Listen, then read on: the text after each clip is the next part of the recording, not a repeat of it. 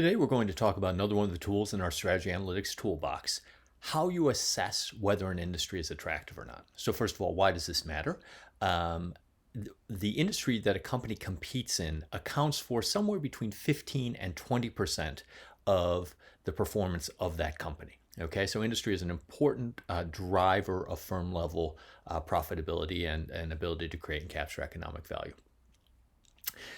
So the question on the table is, how can you tell if the industry that you're thinking about competing in or are competing in is attractive or unattractive? Before you can even address that question, you have to have clarity on what is the scope of the industry. What are we talking about when we talk about this industry? A few factors to take into consideration. One, geographic scope. Are we talking about the national market, the regional market, the global market? Two, what products and services are included in our definition of the industry and what are excluded, right? So you recall from the Tesla case in the automotive industry, cars and light trucks are included within the automotive industry because they're close substitutes for one another, similar customers, and heavy trucks are excluded from the industry, different customers, different key buying factors. Third factor to take into consideration, just have to be clear, are we talking about at retail? So the size of the market when end users buy a product, or at wholesale, the size of the market when manufacturers like Ford or GM sell to their distributors, the dealers in this case.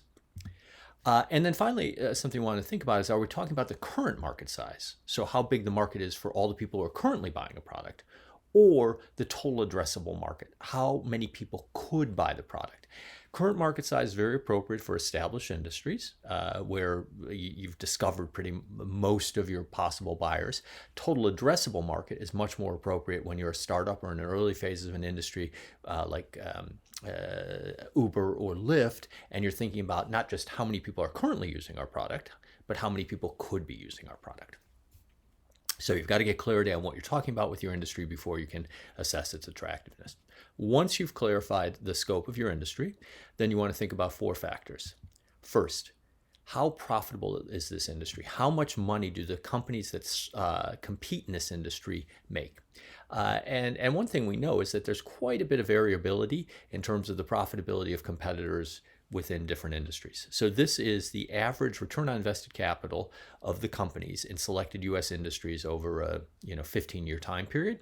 And what we see is there's quite a spread, right? So over here, we have what we call ka-ching industries, 35% return on invested capital. That's terrific. Great work if you can get it.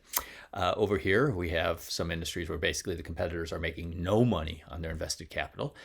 We call those airlines. But what we see, of course, is that profitability varies quite a bit by an industry. And on balance, you want to be in an industry like the ones over here where the competitors make good returns. Another dimension that you want to think about in terms of the attractiveness of an industry is the market size. And we'll focus for now, for the sake of simplicity, on current market size versus total addressable market. And you may recall this chart from the Tesla case.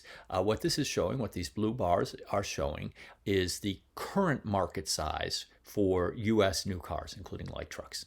And the way they calculate this, by the way, is you take all of the competitors that sell new cars in the U.S. market. You take their revenues derived from the sale of new cars in the U.S. market, add those all together, and boom, you've got the current market size. So that's the second dimension. And all things being equal, you prefer a bigger pie to a smaller pie. There's just more revenue and, more importantly, more profit to be had in a bigger pie. So on balance, you prefer a larger market. But market size alone is not enough. You also have to think about the growth of that market, right? So some markets are, relatively small now, but growing extremely rapidly. Those can be very attractive markets. On the other hand, you could have a market that's large, but shrinking quite quickly. And those are ugly, ugly markets, because when a market is shrinking quickly, you'll have the incumbent players all duking it out for a larger slice of a rapidly shrinking pie. And woof, those markets can be quite unattractive.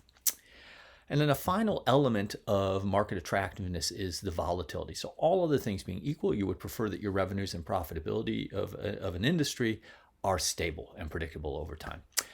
This chart shows the opposite. So you may recall you saw a version of this chart in the Tesla case. And what this chart is showing is capacity utilization of automakers in the U.S. market over time. which is highly correlated with the profitability of the automakers. And what you see is in the good years, capacity utilization is almost 100%. So basically the automakers are manufacturing as many cars as they can possibly make with their capacity. In the lean years, though, like 08, 09, automakers are using only a third of their capacity, which is very unprofitable for them because they have high fixed costs, and explains why we saw Chrysler and General Motors go into bankruptcy and need a bailout in 08, 09. So to sum up, when we're thinking about an industry's attractiveness, first of all, define the industry. Second of all, the ideal industry is profitable, big, growing fast, and stable. That would make a nice industry. Now, one thing to note, we've talked about whether an industry is attractive or not and how you would measure that. We haven't talked at all about what makes an industry attractive or not. And in order to shed light on that question, we need to focus in on the structure of the industry, which is a topic we'll talk about in subsequent videos and classes.